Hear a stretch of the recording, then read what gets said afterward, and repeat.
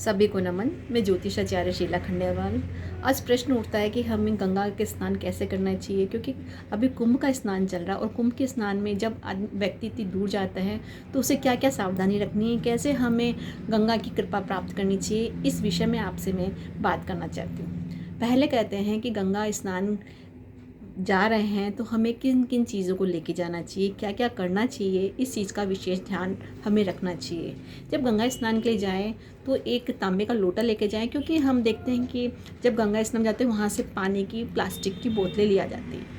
लेकिन अभी कुंभ का स्नान चल रहा, कुंभ यानी घड़ा, तो अब घड़ा भर के जल लाओ। वहाँ गंगा जल का अगर जल लेके आते, क्योंकि सबका ही होता है कि गंगा का जल अपने घर में रखना चाहिए, और ये अच्छी बात भी है क्योंकि गंगा शुद्धता प्रदान करती है और वास्तु दोष भी दूर करती है।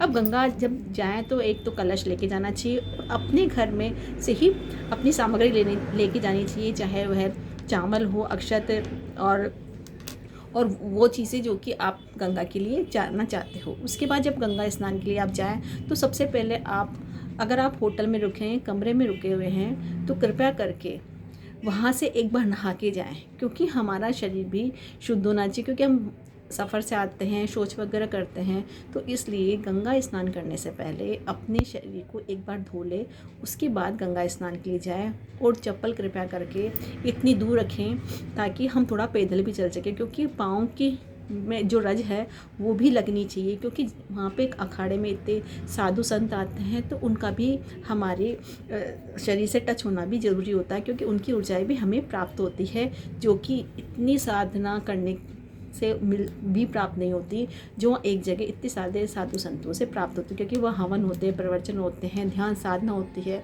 तो वहाँ की ऊर्जा वैसे ही बहुत पावरफुल होती है। तो गाड़ी को दूर रख के जाए और थोड़ा पैदल चल के मार्केट तक पहुँचे, और जब वहाँ जाए तो सबसे पहले माँ से विनती करे कि हे माँ, क्योंकि कई लोग कहते हैं फूल लेके जाते हैं, बहुत सारे मालाएं लेके जाते हैं, ये लेके जाते हैं। नहीं, हम श्रद्धा के फूल लेके जाएं। माँ से बोले माँ मैं तेरी गोद में स्नान करने आया हूँ, मुझे स्नान कराओ माँ। मतलब जितना आप भाव रखोगे, माँ भाव की भूखी आपके सामानों के लिए। माँ के पास क्या कमी, माँ के पास तो सब है। वो देने वाली, उसकी अनंत कोटि ब्रह्मांड की जो शक्ति है, वो जल आपको मिल रहा है। तो अब माँ को एक श्रद्धा भाव से जाओ। आप लेके क्या जा रहे हो, आप केवल श्रद्धा लेके जाओ अपनी। माँ को कुछ नहीं चाहिए, माँ को आपका प्यार चाहिए, आपके मन की श्रद्धा चाहिए। जब जहाँ श्रद्धा होती है वहाँ माँ का आशीर्वाद आपको अवश्य ही प्राप्त होता है। और जब जाए तो माँ से प्रार्थना करें, माँ अपना जो आशीर्वाद है मुझे प्रदान करो, मैं आपके चरणों में आया हूँ, और मैं एक 3 मैं माँ आप मुझे आशीर्वाद दो कि मैं आपकी डुबकी लगाऊं। क्योंकि किसी भी चीज़ को पाने के लिए पहले उसका आशीर्वाद, उसकी अनुमति लेने की ज़रूरत होती है। आपसे कोई जाए और बिना अनुमति के कोई चीज़ ले ला, आपको कितना गंदा लगता है। उसी तरह आप माँ के जाए और अपनी उस माँ से अनुमति ले, उसके बाद 3 डुबकी लगाएं। और पूरा जो डुबकी लगाते हैं सर के यहाँ तक होना चाहिए कि यहाँ पे अपना बिल्कुल ब्रह्मरंध्र होता है, यहाँ पे ईड़ा पीड़ा सुषुम्ना तीनों नाड़ियाँ जुड़ती है, और वही त्रिवेणी संगम भी वहीं है। तो यहाँ पे भी अपना त्रिवेणी संगम है। इसलिए कहते हैं कि सर से पूरे 1 2 और 3 डुबकी लगाना जरूरी होता है। और डुबकी लगा के बाहर निकलो, और उन्हीं गीले कपड़ों को लेके जाओ। कभी पोंछना नहीं चाहिए अपनी बॉडी को। जैसे ही पहुँचते हैं तो वो जो सारी माता की आशीर्वाद, जो माँ की ऊर्जा है, वो उस टॉवल में ही बाहर निकल जाती है।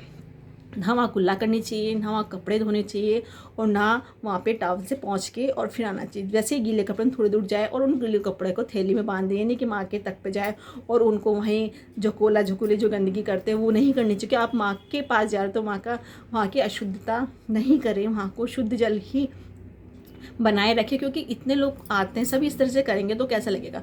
तो आप जाए तो इस तरह से आपको करना है, और वो गीले कपड़े आप थैली में बांध के आप जहाँ होटल वगैरह है वहाँ पे धोना है, गंगा के जल में नहीं धोना।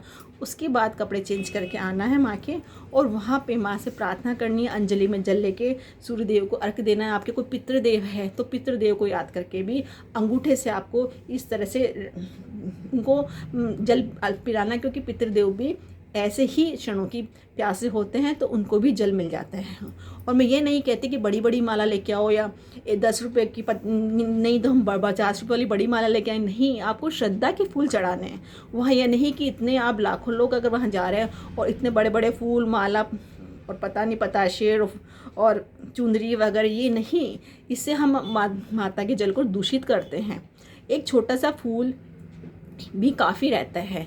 अगर फूल भी नहीं तो मैंने आपसे बोला श्रद्धा के फूल, माँ को श्रद्धा से प्यार से पूजो, माँ को प्यार करो, माँ को प्यार दो, माँ का प्यार लेके आओ। हे माँ, तू मुझे जो देना चाहती, मुझे ज्ञान दे, भक्ति दे, शक्ति दे, ये मांगो आप। हम मांगने जाते हैं उस बेटे की शादी नहीं हुई, उसका ये हो गया, उसने मेरे लिए ये नहीं किया, मुझे उसकी ज़मीन चाहिए, मतलब ऐसे फालतू के विचार लेके जाते हैं। आप धर्म स्थान में जा रहे हो तो आप ये कहो माँ से कि हे माँ, मुझे इतनी शक्ति दे कि मैं क्रोध पे काबू पा सकूँ। माँ, मुझे इतनी शक्ति दे कि मैं जो भी मेरे मन की विकार है उनको दूर कर सकूँ, वो छोड़ के आओ।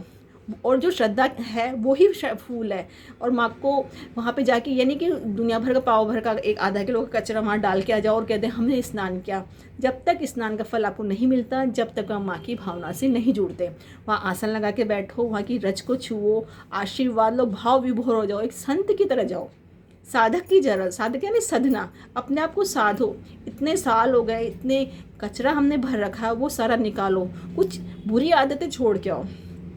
कोई जाता है तो बोलता है नहीं मैंने प्याज छोड़ दिया, मैंने बैंगन छोड़ दिया, अरे वो तो बहुत आसान है। ये कहो माँ से, माँ मैं अपना क्रोध छोड़ के जा रहा हूँ। तो कितने लोग छोड़ेंगे ये तो मुझे नहीं पता, लेकिन कोशिश तो करो, तभी माँ गंगा आपके पर कृपा बरसाएगी।